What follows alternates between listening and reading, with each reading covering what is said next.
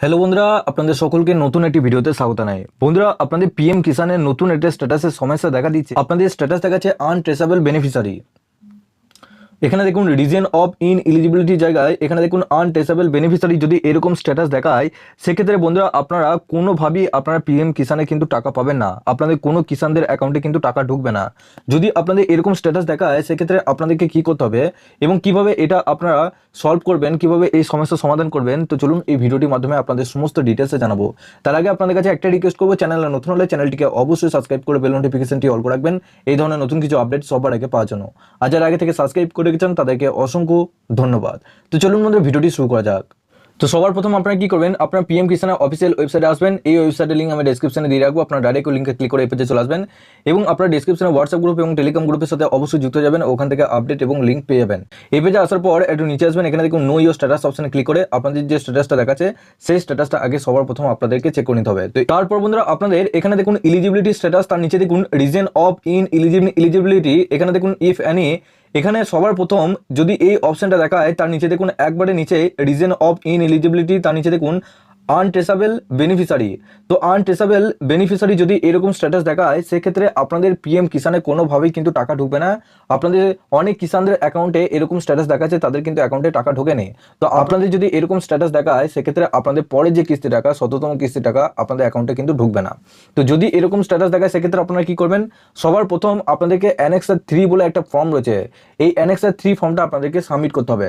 Annexure 3 ফর্মটা আপনারা কিভাবে পাবেন, অ্যানেক্সার 3 ফর্মটা আপনাদের যে কৃষি দপ্তর রয়েছে সেই কৃষি দপ্তরেই পাবেন, বা আপনাদের যেখানে পিএম কিষানের কাগজপত্র জমা নিচ্ছে সেখানেই কিন্তু আপনারা পেয়ে যাবেন।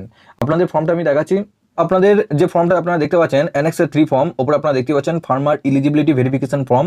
এখানে আপনাদের সমস্ত ফর্মগুলো এখানে আপনাদের থাকবে। এখানে সবার প্রথম এই যে আপনাদের ফর্মটা, প্রথম এই ফর্মটা আপনারা নেবেন। এই ফর্মটা কিভাবে ফিল আপ করবেন, এখানে দেখুন নেম অ্যাজ পার পোর্টাল, আপনাদের যে পিএম কিষানের পোর্টালে যে নাম আছে সেই নামটা এখানে বসাবেন। আধার কার্ডে আছে কি নেই এখানে ইয়েস অথবা নোর মধ্যে টিক করে দেবেন। তারপর নেম অ্যাজ পার আধার কার্ডে, এখানে আপনার আধার কার্ডে যে নাম রয়েছে সেই আধার কার্ডের নাম অনুসারে এখানে নামটা বসাবেন। তারপর এখানে অ্যাড্রেস, আধার কার্ডে যে অ্যাড্রেসটি আছে সেই অ্যাড্রেস এবং পিনকোডটা এখানে আপনাদের লিখতে হবে। তারপর নিচে দেখুন ব্যাংক অ্যাকাউন্ট ডিটেলস, আপনার যে ব্যাংকের অ্যাকাউন্ট দেওয়া আছে সেই ব্যাংকের অ্যাকাউন্টে এখানে সমস্ত ডিটেলস এখানে বসাবেন।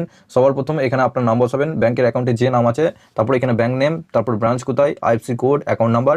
আর সবার এখানে নিচে দেখুন অ্যাকাউন্ট টাইপ। তো আপনাদেরকে বলেছি যদি সেভিংস অ্যাকাউন্ট হয় সেক্ষেত্রে আপনাদের অসুবিধা নাই, বেসিক সেভিংস অ্যাকাউন্ট হলেও অসুবিধা নাই, জনধন লোন অ্যাকাউন্ট হলে আপনাদের অসুবিধা আছে, কারণ আপনাদের লোন অ্যাকাউন্টে কিন্তু পিএম কিষানের টাকা আপনাদের ঢোকে না।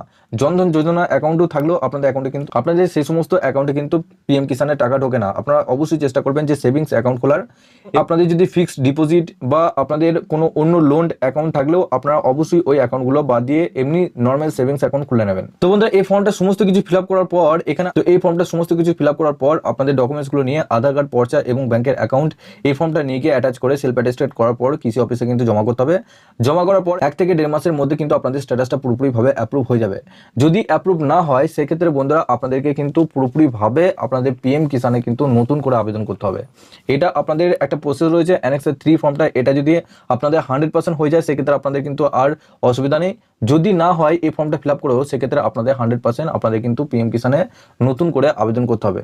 তো অবশ্যই আপনারা নিজে নিজে স্ট্যাটাসগুলো চেক করে দেখুন আপনাদের স্ট্যাটাসগুলো কি দেখাচ্ছে।